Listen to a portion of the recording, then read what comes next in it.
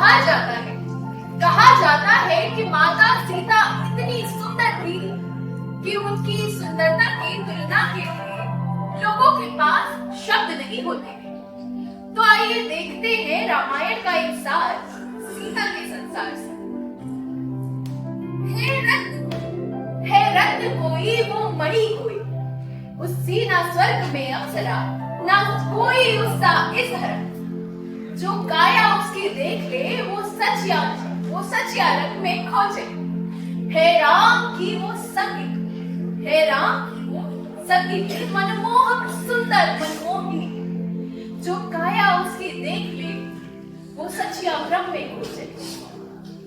उससे ही रंग और रोशनी, उस पर ही तितली है बनी। उससे ही रंग और रोशनी, उस पर ही तितली है बनी। वो सितार की धुन कोई, वो सितार की धुन कोई, जिससे वंचित हर कोई। मां धरती की पुत्री को धरती पर उसने जन्म लिया, लक्ष्मी का स्वरूप। मैथिली के राजा जनक ने उसको खोल दिया। मैथिली की राजकुमारी को राजा जनक ने उसको सीता का रूप दिया। फिर राजा जनक ने एक स्वयंवर रचाया, जो उठा सके शिव धनुष, उसे सीता का वर अपनाया। शिव धनुष अत्यंत विशाल और भारी मिला स्वयं शिव से, जनक के उत्तराधिकारी, जिसे कोई उठा ना पाया था। पर यहाँ भी एक दृश्य है, वो धनुष सीता ने बचपन में स्वयं अपने हाथों से उठाया था। उसके बाद उसे कोई उठा ना पाया था। राजा जनक के विचार में ये अद्भुत बात तभी तय किया, सीता का हाथ उसी को देंगे जिसके शिव धनुष हाथ है। भरी सभा में एक कर सभी प्रत्याशी प्रत्यक्ष हुए। सीता का हाथ अपनाने को एक कर अभिमंच, पर कोई शिव धनुष उठा न सका। शिव धनुष उठाने को सबके सब विफल। पर राम सभा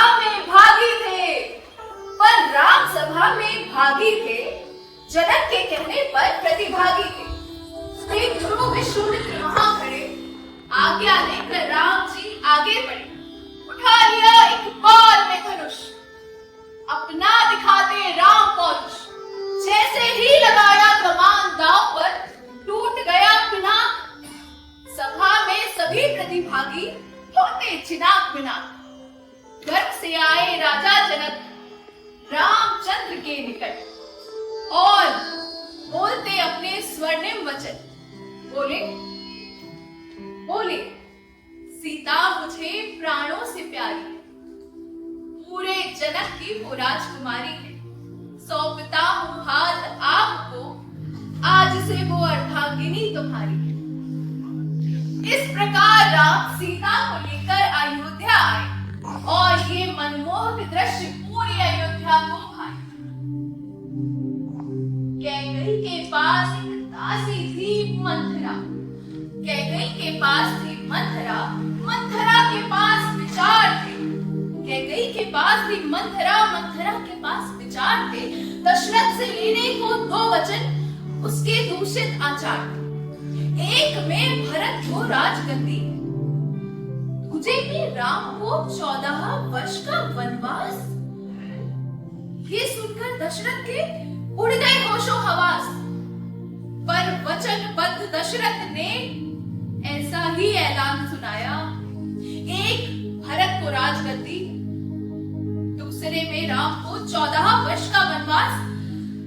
ये सब देखकर प्रजा हुई गंभीर, पर राम लेते आज्ञा पूरा करने वनवास। सीता बोली है भोर अभी तो जाने में, अभी रात के पंछी जागे हैं।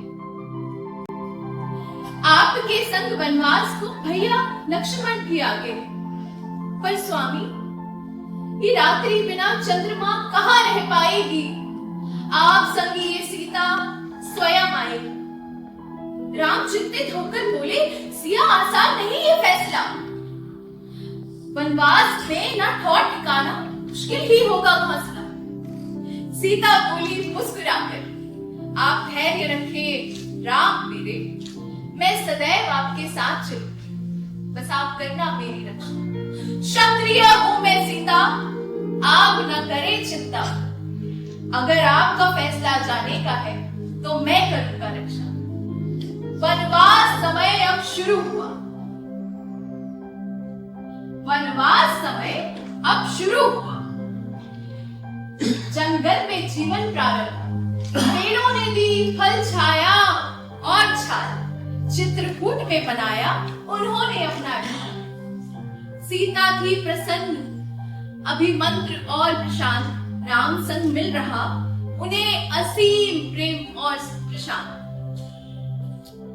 मंदाकिनी के पानी से मिलते उनको प्राण, वहीं होता सुबह शाम उनका स्नान।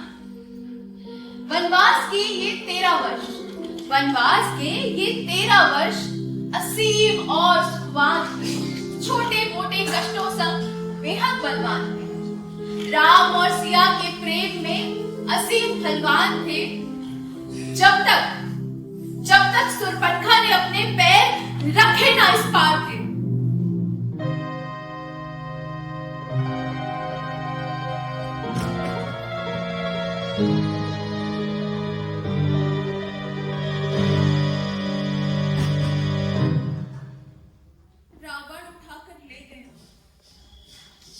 रावण उठाकर ले गया बना साधु का भेष, सीता ने फेंके गहने खोल दिए केस। राम और लक्ष्मण की यहाँ अलग ही थी व्यथा, जैसे ही कुटिया पहुंचे देखा सब कुछ यहाँ वहां। अब संवाद सीता का है, जो रावण की कैद में, अशोक वाटिका में सब कुछ, पर राम बिना मैं ना देखूं, है बाग फल सब कुछ यहाँ पर राम बिना मैं क्या देखूं? ना चित्रकूट की यहाँ छाया, मेरे राम तुम भी मुझको कुछ ना भाया। पर मैं तत्पर हूँ यहाँ, रावण मुझे छू ना पाएगा। मुझे यकीन है लंका के दहन को मेरे राम का संदेश आएगा। लेने तो मुझे रावण भी आए, पर वो मुझे कभी छू ना पाए। मुझे बचाने हनुमान भी आए मुझे ले जाने राम तक, पर मैं उनके संग जा ना सकी। ये सोच कभी ना इतिहास मेरे राम का उपहास बनाएगा। यदि सीता को लेने क्षत्रिय पुरुष स्वयं ना आएगा। इस रावण की कैद में ये 1 साल विराम हुआ, पर राम जल्दी आएंगे ये सुनकर कुछ आराम हुआ। इधर राम और लक्ष्मण भी चिंतित हैं, दुख की घड़ी ये साल है, ये कैसे पापी घात है। राम सब कुछ सोचते, बार बार खुद को कोसते, नियति में ये सब ना सह पाऊंगा, मैं सीता को जरूर वापस लाऊंगा। लक्ष्मण ने दुख का ये सारा संस्कार सुना और सीता को लाने के लिए पुनः विचार किया। असीम वानर सेना लेकर राम ने युद्ध किया। विभीषण का साथ मिला तो रावण का वध किया। लंका से राम सिया को वापस लाए और राम ने ऐलान किया, सीता स्वतंत्र है जाने को। सीता स्वतंत्र है जाने को, जहां अब तक उसने वास किया। मुझे ज्ञात नहीं इन वर्षों में उसने क्या क्या आभास किया।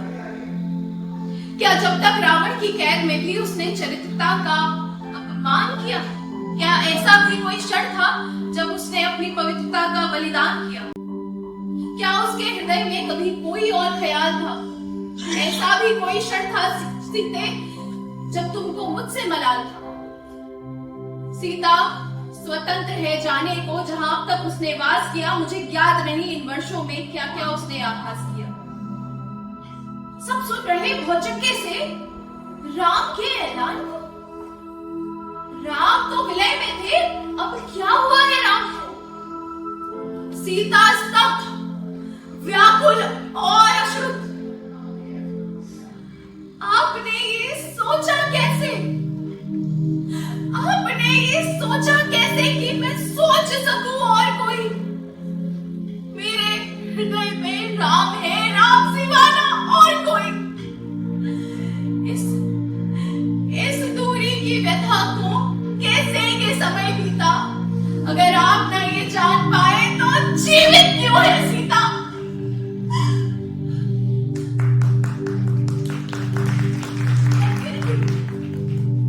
पर फिर भी कोई शंका रह गई यदि मेरे प्रभु आपको मैं स्वयं अभी यही प्रमाण दिखाऊंगी। यदि मेरे विचार में कोई आया, अग्नि में विलय हो जाऊंगी। लक्ष्मण अग्नि जलाओ। समस्त सेना के सामने सीता जाएगी आग में अग्नि परीक्षा मांगने। मेरे हृदय में सदैव ही राम का ही वास था। मैंने पूछा उनको ही, चाहे दूरी का आभास था। सीता अग्नि में प्रवेश करती है। स्वीकारो मुझे अग्नि, मैं देती हूँ आपको सब कुछ जो आपने मुझे आज तक दिया। कोई विचार यदि मेरे मन में मेरे राम के सिवा आया, या मैंने चिंता की छड़ी में अपने पवित्रता का बलिदान किया, तो दहन करना मुझे।